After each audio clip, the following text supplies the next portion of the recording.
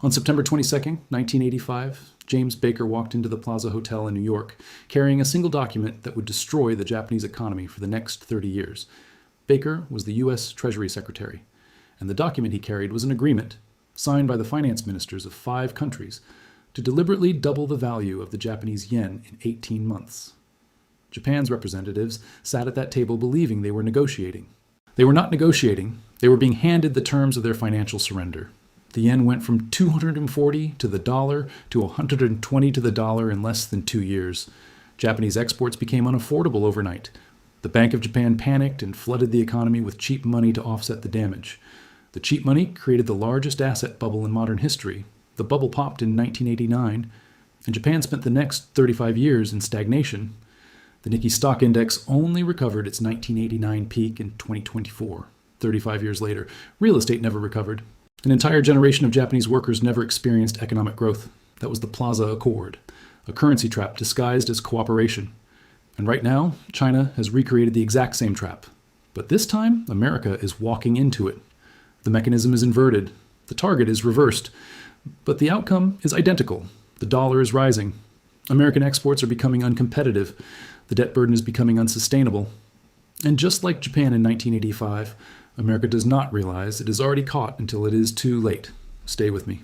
To understand how China recreated the Plaza Accord trap, you first need to understand the exact mechanism that destroyed Japan, because China studied that mechanism with extraordinary precision and then built the inverse version to use against America. The Plaza Accord worked through currency manipulation. America and its allies agreed to intervene in foreign exchange markets to weaken the dollar and strengthen the yen. The stated goal was to reduce America's trade deficit with Japan by making American goods cheaper and Japanese goods more expensive. The real goal was to cripple Japan's export-driven economy because Japanese manufacturers were systematically destroying American competitors in automobiles, electronics, and semiconductors. The mechanism was elegant and devastating. A stronger yen meant Japanese products sold abroad became more expensive in dollar terms. A Toyota that cost $10,000 in 1985 effectively cost $20,000 by 1987. Not because Toyota raised its price, but because the currency moved. Japanese companies faced an impossible choice: absorb the loss and destroy profitability, raise prices and lose market share, or move production overseas and hollow out the domestic economy. Japan chose all three and lost anyway. The Bank of Japan, watching exports collapse and the economy slow, responded by cutting interest rates aggressively. Cheap money flooded into Japanese real estate and stocks. Land prices in Tokyo rose so high that the Imperial Palace grounds were theoretically worth more than all of California. The Nikkei tripled between 1985 and 1989. Then the Bank of Japan raised rates to pop the bubble. The bubble popped, and Japan has been recovering ever since. Here is what China learned from watching Japan's destruction. The lesson was not avoid currency traps. The lesson was never let your opponent control your currency. And, if possible, build a trap where your opponent walks into it voluntarily. China cannot force a Plaza Accord on America. China does not have the geopolitical leverage or the Allied coalition to coordinate a multilateral agreement that manipulates the dollar.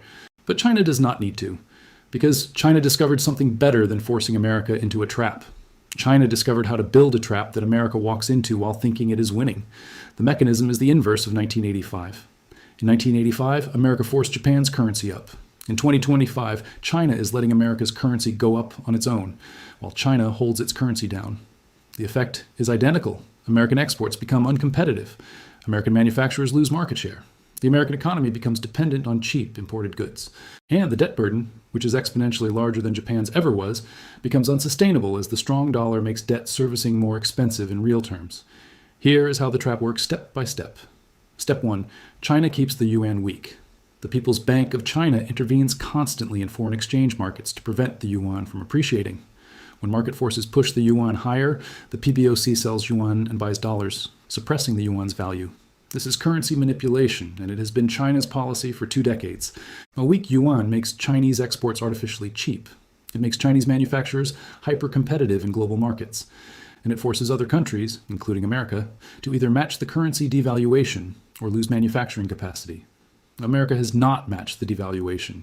America has let the dollar strengthen because a strong dollar makes imports cheaper, which keeps inflation down and allows American consumers to buy more goods.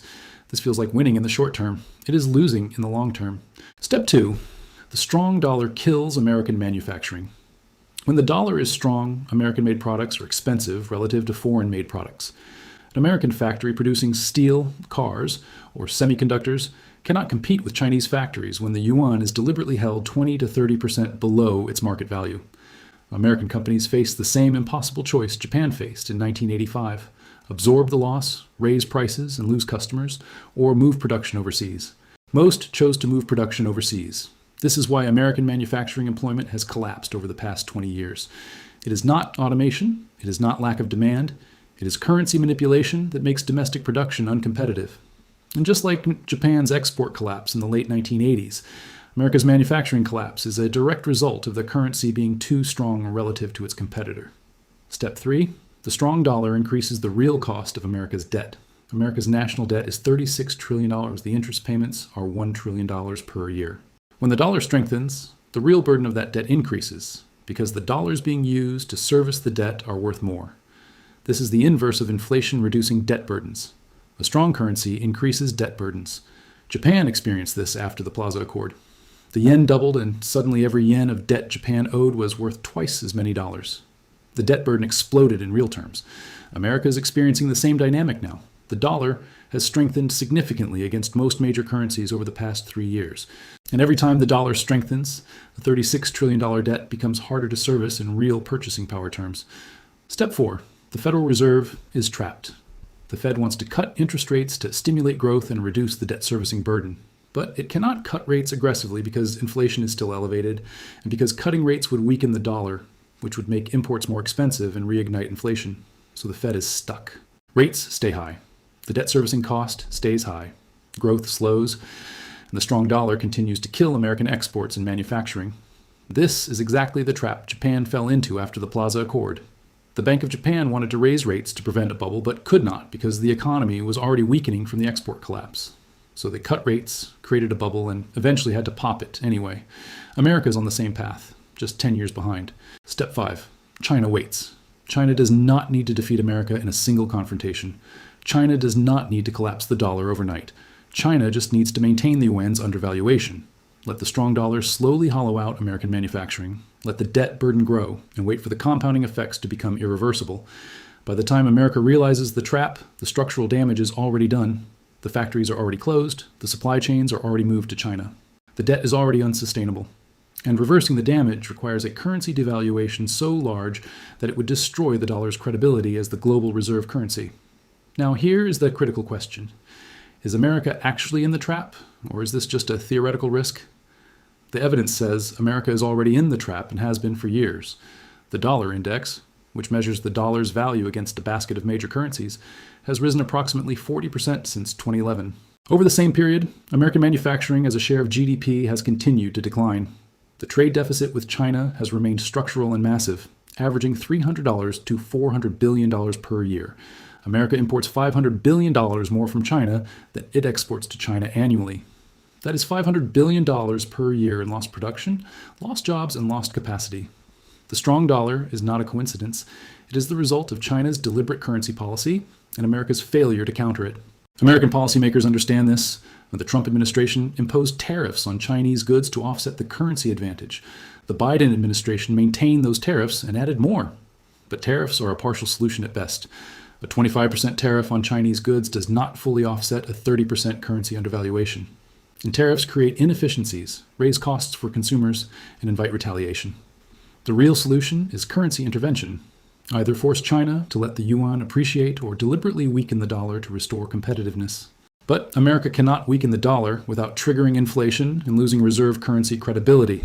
This is the trap. The strong dollar protects reserve currency status, but kills manufacturing. Weakening the dollar saves manufacturing, but destroys reserve currency status. There is no solution that preserves both, and China knows it. Japan faced the same impossible choice in 1985.